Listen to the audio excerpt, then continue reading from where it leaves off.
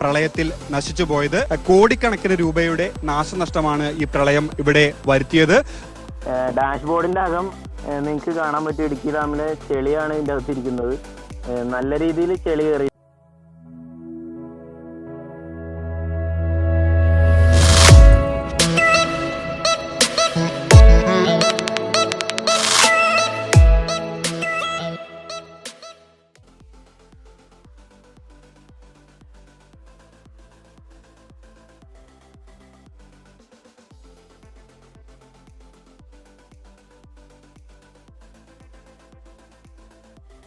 നമസ്കാരം.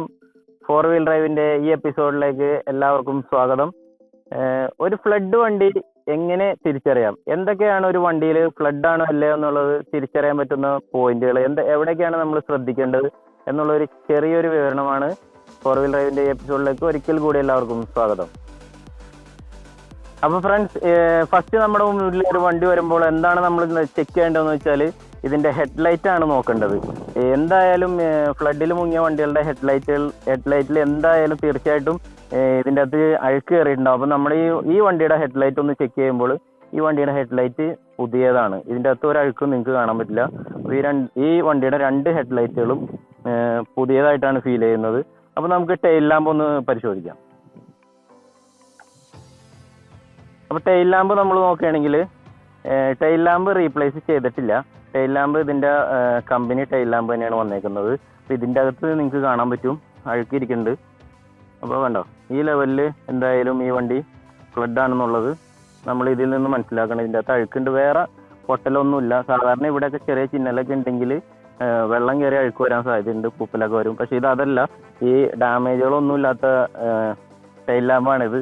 ഇതിൻ്റെ അകത്ത് നല്ല രീതിയിൽ അഴുക്കുണ്ട്. അപ്പോൾ ഇത് നമ്മൾ ശ്രദ്ധിക്കണം. ഫസ്റ്റ് തന്നെ ഹെഡ്ലൈറ്റ് ചെക്ക് ചെയ്യുക, പിന്നെ ടെയിൽ ലാമ്പ് ചെക്ക് ചെയ്യുക. ഹെഡ്ലൈറ്റും ടെയിൽ ലാമ്പിലും നമുക്ക് എന്തെങ്കിലും ഒരു ചെറിയ സംശയം ഫീൽ ചെയ്താൽ നമുക്ക് ഇൻറ്റീരിയർ ചെക്ക് ചെയ്യാം. AC വെന്റ് നോക്കുകയാണെങ്കിൽ കണ്ടോ, ഇതിൻ്റെ അകത്ത് നല്ല രീതിയിൽ അഴുക്കിരിപ്പുണ്ട്. നമ്മൾ മൊബൈൽ ടോർച്ച് അടിച്ച് തന്നെ നോക്കണം, എന്നാലാണ് ഇതിൻ്റെ ഉള്ളിലേക്കുള്ള അഴുക്കുകൾ ശരിക്കും കാണാൻ പറ്റുള്ളൂ. നല്ല രീതിയിൽ അഴുക്ക് പറ്റി പിടിച്ചിരിപ്പുണ്ട്. നമുക്ക് അടുത്തതായിട്ട് ചെക്ക് ചെയ്യേണ്ടതെന്ന് വെച്ചാൽ ഇതിൻ്റെ ഡാഷ് ബോർഡുകളാണ്. അപ്പോൾ അതൊക്കെ ഒന്ന് പിയോണൊക്കെ ആണെങ്കിൽ ഒന്ന് ജസ്റ്റ് ഒന്ന് പ്രസ് ചെയ്ത് കൊടുത്താൽ ഇതേപോലെ നിങ്ങൾക്ക് ഇതിൻ്റെ ഡാഷ് ബോർഡിൻ്റെ അകം കാണാൻ പറ്റും. ഇതിൻ്റെ ഡാഷ് ബോർഡിൻ്റെ അകം ചെക്ക് ചെയ്താൽ ശരിക്കും നമുക്ക് ഒരു ഫ്ലഡ് വണ്ടിയുടെ എങ്ങനെയാണ് ഡാഷ് ബോർഡിൻ്റെ അകം ഇരിക്കണതെന്ന് ശരിക്കും അറിയാൻ പറ്റും. അപ്പോൾ എല്ലാവരും ഡാഷ് ബോർഡിൻ്റെ അകം ശരിക്കും പരിശോധിക്കുക. ഫ്ലഡ് വണ്ടി ആണോ അല്ലേ എന്നുള്ളൊരു വാഹനം തിരിച്ചറിയാൻ ഏറ്റവും ഇമ്പോർട്ടൻ്റ് ആയിട്ടുള്ളൊരു കാര്യമാണ് ഡാഷ് ബോർഡ് ഇളക്കി ഒന്ന് അതിൻ്റെ ഉള്ളിൽ നോക്കുക എന്നുള്ളത്. അപ്പോൾ ഇതിൻ്റെ ഉള്ളിൽ നോക്കിയാൽ നിങ്ങൾക്ക് കാണാൻ പറ്റും എല്ലാ രീതിയിലും എല്ലാ ജോലിയിലൊക്കെ ചെളി പറ്റി പിടിച്ചിരിപ്പുണ്ട്. അപ്പോൾ നമുക്ക് ജസ്റ്റ് ഡാഷ് ബോർഡ് അങ്ങനെ അടക്കാം. അപ്പോൾ ഏകദേശം ഈ വണ്ടി എത്രത്തോളം ഫ്ലഡിൽ മുങ്ങിയിട്ടുണ്ട് എന്നുള്ളത് നമുക്ക് ഇപ്പോൾ തന്നെ തിരിച്ചറിയാൻ പറ്റി. ഇനിയും കൂടുതൽ കാര്യങ്ങൾ നമുക്ക് നോക്കാം. നമുക്കിതിൻ്റെ ഡോർ പാഡുകൾ അഴിച്ചു നോക്കുകയാണെങ്കിൽ ഇതിൻ്റെ ഡോർ പാഡിലൊക്കെ നല്ല ചെളി ഉണ്ടാവും. അതേപോലെ നമുക്ക് സീറ്റിൻ്റെ അടി ഒന്ന് പരിശോധിച്ച് നോക്കാം. സീറ്റിൻ്റെ അടി നിങ്ങൾക്ക് കാണാൻ പറ്റുന്നേ. ഇതേപോലെ നമ്മളൊന്ന് വിരലോടിച്ച് നോക്കിയാൽ കണ്ടോ, എൻ്റെ കൈ കണ്ടോ, ഇതേപോലെ നല്ല രീതിയിൽ അഴുക്കുണ്ടാവും, തുരുമ്പുണ്ടാവും. അപ്പോൾ സീറ്റിൻ്റെ അടി എല്ലാവരും ചെക്ക് ചെയ്യും. അപ്പോൾ ഫ്രണ്ട്സ്, AC വെന്റുകൾ നമ്മൾ ചെക്ക് ചെയ്ത് കഴിഞ്ഞ് AC വെന്റ് ചെക്ക് ചെയ്തതിന് ശേഷം നമുക്ക് ഒന്നും കൂടി ഇത് ഫ്ലഡ് ആണോ എന്ന് ഉറപ്പിക്കാൻ വേണ്ടി നമുക്കിത് ഇതിൻ്റെ ബീഡിങ്ങുകളൊക്കെ ഒന്ന് ചെക്ക് ചെയ്യാം. അപ്പോൾ ഇതിൻ്റെ ബീഡിങ്ങുകൾ ഒന്ന് ജസ്റ്റ് ഒന്ന് ഇളക്കി നോക്കണം. ഈ ബീഡിങ് ഒന്ന് പൊക്കി മതി. ഇത് ജസ്റ്റ് ഒന്ന് ക്ലിപ്പ് ചെയ്ത് വെച്ചിട്ടുണ്ടാവുള്ളൂ. കണ്ടോ, ഈ ബീഡിങ് നമ്മൾ ഇളക്കിയപ്പോൾ കണ്ടോ, ഇത് പൊടിയല്ല, ഇത് ശരിക്കും ഫ്ലഡിലുള്ള അഴുക്കാണിത്. അപ്പോൾ ഇതൊക്കെയാണ് ഒരു ഫ്ലഡ് വണ്ടി ചെക്ക് ചെയ്യേണ്ട മെയിൻ പാർട്ടുകൾ. പക്ഷേ ഈ ബീഡിങ് ഒക്കെ പറിക്കുമ്പോൾ, ഇതൊക്കെ ഇളക്കുമ്പോൾ ഇതിൻ്റെ ഓണർ വണ്ടിയുടെ അടുത്തില്ലാണ്ട് നോക്കണം. ഓണറിൻ്റെ സമ്മതമൊന്നും ഉണ്ടാവില്ല ഇത് തുറക്കുമ്പോൾ. അപ്പോൾ ഇത് എല്ലാവരും സൂക്ഷിക്കാതെ. കണ്ടോ, ഇതിൻ്റെ വയറിൻ്റെ ഉള്ളിലൊക്കെ ഈ പോയേക്കുന്ന വയറിങ്ങിൻ്റെ ഉള്ളിലൊക്കെ നല്ല രീതിയിൽ കണ്ടോ അഴുക്ക് പറ്റി പിടിച്ചിരിക്കുകയാണ്. കണ്ടോ, ഇത് സാധാ വണ്ടികൾക്കൊന്നും ഉണ്ടാവില്ല, ഇത് ഫ്ലഡ് വണ്ടികൾക്ക് മാത്രമാണ് ഇങ്ങനെ ഉണ്ടാവുള്ളൂ. അതേപോലെ തന്നെ ഈ വെന്റിൻ്റെ അകത്തൊക്കെ കണ്ടോ, ഈ വെന്റിൻ്റെ അകത്തൊക്കെ നിറച്ചും ഇതിൻ്റെ ഉള്ളിലൊക്കെ നല്ല രീതിയിൽ അഴുക്ക് കയറിയിരിക്കുകയാണ്. ശരിക്കും ഇവിടെയൊക്കെയാണ് നന്നായിട്ട് ശ്രദ്ധിക്കേണ്ടത്. അടുത്തായിട്ട് നമുക്കിത് ഈ ഡോറിന്റെ ബീഡിങ് ഒന്ന് ചെക്ക് ചെയ്യാം. വെറുതെ ഈ ബീഡിങ് ഒന്ന് ജസ്റ്റ് ഒന്ന് ഇങ്ങനെ കാണിച്ചാൽ മതി. കണ്ടോ, ഈ ബീഡിങ്ങിന്റെ അകത്തൊക്കെ നല്ല രീതിയിൽ അഴുക്കിരിക്കുന്നത് നിങ്ങൾക്ക് കാണാൻ പറ്റും. കണ്ടോ, ഇതൊക്കെ ഫ്ലഡ് വണ്ടിയിൽ മാത്രമാണ് ഉണ്ടാവുള്ളൂ. ശരിക്കും എല്ലാവരും ശ്രദ്ധിക്കുക. ഫ്ലഡ് വണ്ടികൾ നോക്കുമ്പോൾ ഇത് ഫ്ലഡ് ആണോ എന്നുള്ളത് ശരിക്കും ശ്രദ്ധിക്കുക. അപ്പോൾ ഈ പറഞ്ഞ 1-2 പോയിന്റുകൾ നിങ്ങൾ ശരിക്കും ശ്രദ്ധിക്കുക. ഹെഡ്ലൈറ്റ് ചെക്ക് ചെയ്യുക, ടെയിൽ ലാമ്പ് ചെക്ക് ചെയ്യുക, അതേപോലെ AC-യുടെ വെന്റ് ചെക്ക് ചെയ്യാം, പിന്നെ സീറ്റിന്റെ അടി ചെക്ക് ചെയ്യാം, ഡാഷ്ബോർഡ് ഒന്ന് പറിച്ചു നോക്കിയിട്ട് ഡാഷ്ബോർഡിന്റെ ഉള്ളിൽ ചെക്ക് ചെയ്യണം.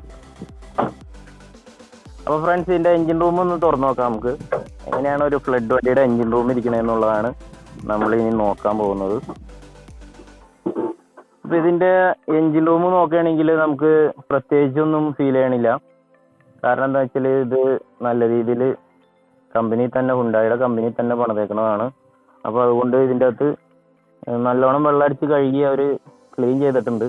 അപ്പോൾ എഞ്ചിൻ റൂം സാധാ ഒരു പെട്രോൾ എഞ്ചിൻ്റെ പൊടി ഇരിക്കുന്ന കാര്യമുള്ള ഒരു ഫീലുള്ളൂ. അപ്പോൾ എഞ്ചിൻ നമുക്കൊന്ന് സ്റ്റാർട്ട് ചെയ്ത് നോക്കിയിട്ട് എന്തെങ്കിലും വ്യത്യാസം ഉണ്ടോ നോക്കാം.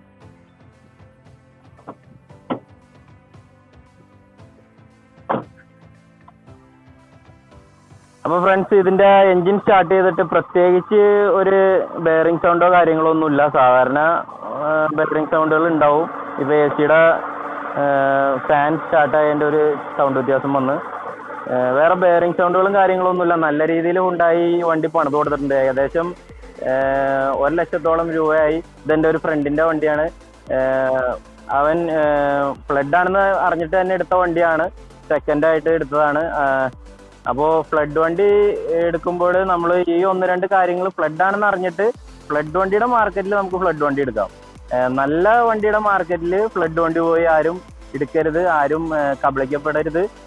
അതുകൊണ്ട് ഈ കുറച്ച് പോയിന്റുകൾ എല്ലാവരും ശ്രദ്ധിക്കുക. വണ്ടി എടുക്കാൻ പോണവർ ഫ്ലഡ് വണ്ടി എടുക്കുന്നതിലോ ഉപയോഗിക്കുന്നതിലോ കുഴപ്പമൊന്നുമില്ല. ഫ്ലഡ് വണ്ടി എടുക്കുമ്പോൾ ഫ്ലഡ് വണ്ടിയുടെ ഒരു മാർക്കറ്റ് ഉണ്ട്, ആ ഒരു മാർക്കറ്റിൽ നമുക്ക് ഫ്ലഡ് വണ്ടി എടുത്ത് ഉപയോഗിക്കാം, കുഴപ്പമൊന്നുമില്ല. അപ്പോൾ നമുക്ക് ജസ്റ്റ് മറ്റൊന്ന് സ്റ്റാർട്ട് ചെയ്ത് നോക്കാം. സ്റ്റാർട്ട് ചെയ്ത് വണ്ടി കണ്ടോ, ഒറ്റ ക്രാങ്കിങ്ങിന് തന്നെ വണ്ടി സ്റ്റാർട്ടിങ്ങിനൊന്നും ഒരു ഡിലേ ഇല്ല. നല്ല രീതിയിൽ എന്തായാലും പണിതിട്ടുണ്ട്. അപ്പോൾ നമുക്ക് ഇതിൻ്റെ സ്റ്റിയറിംഗ് ആണ് പിന്നെ ചെക്ക് ചെയ്യേണ്ടത്. ഇതിൻ്റെ സ്റ്റിയറിംഗ് ചെക്ക് ചെയ്യുമ്പോൾ ജസ്റ്റ് ഒന്ന് അങ്ങോട്ടും ഇങ്ങോട്ടും ഒന്ന് തിരിച്ചു നോക്കാം. ചെറിയൊരു ഒരച്ചിൽ സൗണ്ട് ഉണ്ട് കണ്ടോ, ഒരു ഒരച്ചിൽ സൗണ്ട് ഉണ്ട്. അപ്പോൾ ഈ സ്റ്റിയറിംഗ് സത്യത്തിൽ ഒരു 98% പേരും പണിയാറില്ല. 100 വണ്ടി പണിതിട്ടുണ്ടെങ്കിൽ 98% ആളുകളും പണിയാറില്ല. കാരണം എന്താ വെച്ചാൽ ഇപ്പം എഞ്ചിനൊക്കെ പണിതിട്ട് നല്ലൊരു എമൗണ്ട് എല്ലാവർക്കും ചിലവായിട്ടുണ്ടാവും. അപ്പോൾ അതുകൊണ്ട് പവർ സ്റ്റിയറിംഗ് ഒക്കെ വർക്കിംഗ് ആണ്. ഈ ഒരു ചെറിയൊരു ഒരച്ചിൽ സൗണ്ട് ആരും അങ്ങനെ കെയർ ചെയ്യാറില്ല. അപ്പോൾ അതുകൊണ്ട് ഫ്ലഡ് വണ്ടികൾക്ക്, എല്ലാ വണ്ടികൾക്കും ഒരു 98% വണ്ടികൾക്കും ഈ ഒരച്ചിൽ സൗണ്ട് ഉണ്ടാവും. അപ്പോൾ ഇതും നമ്മളൊന്ന് ചെക്ക് ചെയ്യാം. നമുക്ക് ജസ്റ്റ് വണ്ടി ഒന്ന് ഓടിച്ചു നോക്കാം. ജസ്റ്റ് വണ്ടി ഓടിച്ച് നോക്കാം. ഓടിക്കുന്നതിനും ഗിയറിനൊന്നും പ്രശ്നമൊന്നുമില്ല.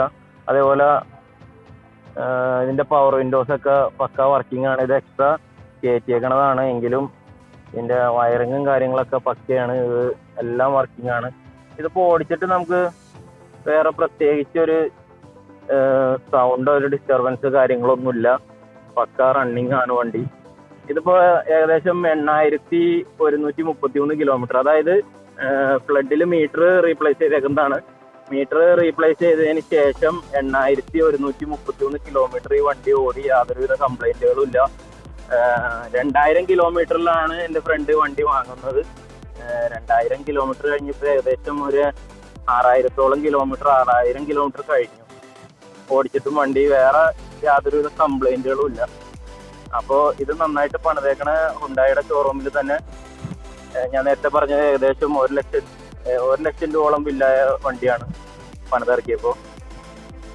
അപ്പോൾ ഫ്ലഡ് വണ്ടികൾ വാങ്ങുന്നതിൽ കുഴപ്പങ്ങളൊന്നുമില്ല. നന്നായിട്ട് ഇപ്പം ഏകദേശം 2 വർഷം കഴിഞ്ഞല്ലോ. അപ്പോൾ ഏകദേശം മാറേണ്ട പാർട്സൊക്കെ എല്ലാവരും മാറിയിട്ടുണ്ടാവും റണ്ണിങ്ങിൽ. ഫ്ലഡ് വണ്ടി എടുക്കുമ്പോൾ ഫ്ലഡ് വണ്ടിയുടെ ഒരു മാർക്കറ്റ് ഉണ്ട്, ആ ഒരു മാർക്കറ്റിലാണ് നമ്മൾ ഫ്ലഡ് വണ്ടി എടുക്കേണ്ടത്. ആരും പോയി നല്ല വണ്ടിയുടെ ഒരു മാർക്കറ്റിൽ ഫ്ലഡ് വണ്ടി എടുക്കരുത്. അപ്പോൾ ഫ്ലഡ് വണ്ടി എടുക്കുമ്പോൾ അല്ലെങ്കിൽ യൂസ്ഡ് കാർ എടുക്കുമ്പോൾ ഫ്ലഡ് ആണോ അല്ലേ എന്നുള്ളത് എല്ലാവരും ഒന്ന് ഇതേപോലെ 2-3 കാര്യങ്ങൾ ചെക്ക് ചെയ്ത് പരിശോധിക്കണം. ആരും പറ്റിക്കപ്പെടരുത്.